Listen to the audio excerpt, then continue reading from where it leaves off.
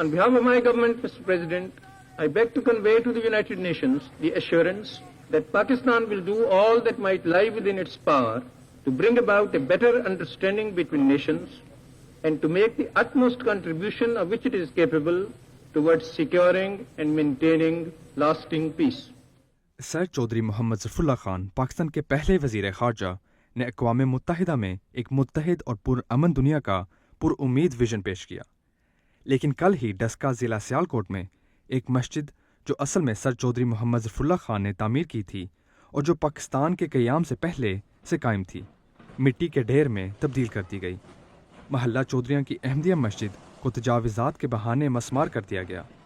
مقامی احمدیہ کمیونٹی نے رضاکارانہ طور پر اس بات کو یقینی بنایا کہ مسجد کے کسی بھی اضافی حصے کو ہٹا کر قانونی حدود میں دوبارہ تعمیر کیا جائے، لیکن کہانی یہیں ختم نہ ہوئی۔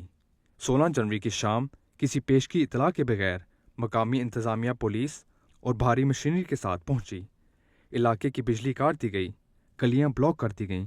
جو ہوا وہ ایک 4 گھنٹے کی کارروائی تھی جس میں نہ صرف اضافی حصوں کو ہٹایا گیا بلکہ پوری مسجد کو مکمل طور پر مسمار کر دیا گیا۔ محلے میں رہنے والے 32 احمدی خاندانوں کے لیے یہ مسجد صرف اینٹ اور گارے کا ڈھانچہ نہیں تھی، یہ ان کا مقدس مقام تھا، ان کی تاریخ، ان کے سر ظفراللہ خان کے مثالی اقدار سے جڑے ہونے کی علامت، یعنی امن اور اتحاد۔ عینی شاہدین نے اطلاع دی کہ انہدام کے دوران ختم نبوت کے نعرے لگائے گئے۔ یہ کوئی عام مسجد نہیں تھی، یہ سر ظفراللہ خان کے پاکستان کے لیے امن اور رواداری کے ویژن کی مجسم شکل تھی۔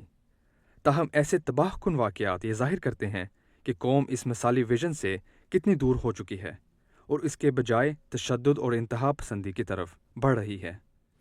یہ مسجد پرانی بنی ہوئی ہے، پارٹیشن سے پہلے کی بنی ہوئی تھی اور چودھری ظفراللہ خان صاحب کے نشست بنوائی تھی۔ بہرحال یہ آج کل اب اس حد تک بڑھ گئے ہیں، اللہ تعالیٰ ہی ہے جو ان کی جلد پکڑ کے سامان پیدا فرمائے اور ان کے مگر ان لوگوں پر الٹائے۔ اس لیے احمدیوں کو خاص طور پہ پاکستان کے احمدیوں کو بہت زیادہ دعاؤں کی ضرورت ہے، اس طرح توجہ دیں۔